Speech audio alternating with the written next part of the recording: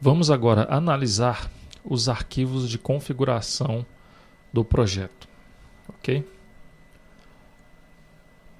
Bom, estou aqui com o projeto aberto, tá? Aqui no pacotes de código-fonte, no pacote padrão, eu tenho os arquivos de configuração do Hibernate, tá? Então aqui primeiramente eu tenho o arquivo hibernate.cfg.xml, tá? Nesse arquivo XML deve ser mapeado todos os VOs, né? Os VOs relacionados às tabelas do módulo patrimônio. Então nós devemos mapear todos esses VOs nesse arquivo XML, tá? Inicialmente aqui nós temos o mapeamento das classes, né, do módulo cadastros base, tá? Então nós estamos utilizando estes VOs aqui que são pertencentes lá ao módulo cadastros base. Estamos utilizando também algumas tabelas do módulo do bloco contábil, tá? E finalmente aqui nós temos o mapeamento dos VOs, né, das tabelas do módulo controle patrimonial, ok? Então nesse arquivo aqui você deve mapear todos os VOs que serão utilizados pelo Hibernate, tá? Um outro arquivo de configuração é o arquivo hibernate.properties, tá? Nesse arquivo nós iremos informar os dados para a conexão com o banco de dados, tá? O banco de dados que nós estamos utilizando é o MySQL. Então, nós devemos informar este drive para a conexão com o banco de dados MySQL. A URL do banco de dados, você deve informar aqui o caminho do banco de dados que será acessado, tá? No caso aqui nós estamos utilizando o banco de dados na máquina local e o nome do banco de dados é patrimônio, tá? A porta do MySQL nós estamos utilizando a porta padrão, que é a 3306. E finalmente aqui você tem que informar os dados do usuário que tem acesso ao banco patrimônio, tá? O usuário e a senha. No caso, o usuário é root e a senha também é root. Ok? Então esses são os arquivos de configuração do Hibernate, tá? Aqui na aba Arquivos, você vai encontrar alguns arquivos do projeto, tá? Alguns arquivos do projeto do NetBeans. Então nós temos aqui o arquivo build.xml, tá? Então aqui nós teremos que realizar algumas alterações em relação às modificações que foram feitas lá no módulo cadastros base, tá? Lembrando que o módulo cadastros base ele é pré-requisito para esse módulo, ok? Então aqui no projeto nós podemos visualizar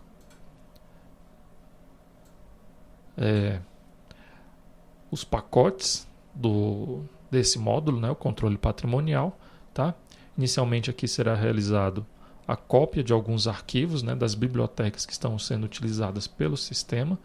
Logo depois será realizada a assinatura desses arquivos JARs, né, dessas bibliotecas, e esses arquivos serão incluídos no arquivo T2TI erpclient.jar, tá? Esse é o jar que vai descer, né, para o lado cliente, né, para que o usuário execute a aplicação, tá? Então aqui nós temos que realizar a configuração, né, da geração desse arquivo T2TI erpclient.jar, tá? Esse arquivo vai ser gerado quando você executar aqui a aplicação no NetBeans, tá?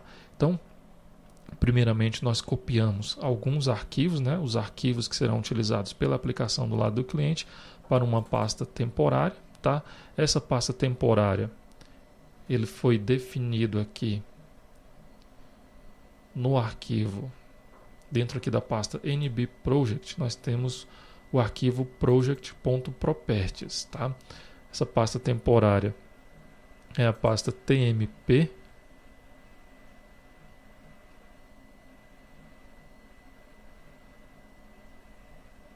que nós podemos visualizar aqui, tá? Esse arquivo.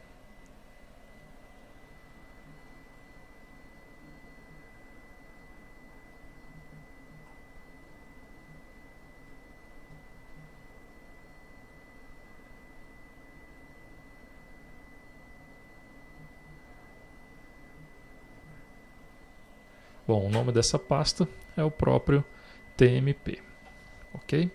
Bom, então continuando aqui no arquivo build.xml, nós temos aqui essa configuração, onde nós vamos copiar todas as classes lá do pacote com.t2tirp.cadastros.java para uma pasta build.classes.dir, tá? Aliás, é o contrário, tá? As classes que estão nessa pasta serão copiadas para esta pasta temporária, ok? Isso para que seja possível gerar o arquivo t2tirp cliente.jar, tá? Então nós iremos copiar aqui as classes do pacote cadastro Java, também iremos copiar as classes do pacote contábil Java, aqui do pacote padrão cliente, tá? Do pacote padrão Java, patrimônio cliente, tá? Todas as classes desse arquivo, né? Todos os arquivos desse pacote, tá? Temos aqui também os arquivos do pacote patrimônio Java. Aqui nós temos uma pasta imagens, tá? Você pode visualizar aqui no projeto, onde nós temos aí uma imagem que está sendo utilizada no sistema. E finalmente aqui os arquivos de recursos, tá? Que são arquivos XML, que são esses arquivos aqui que o OpenSwing utiliza para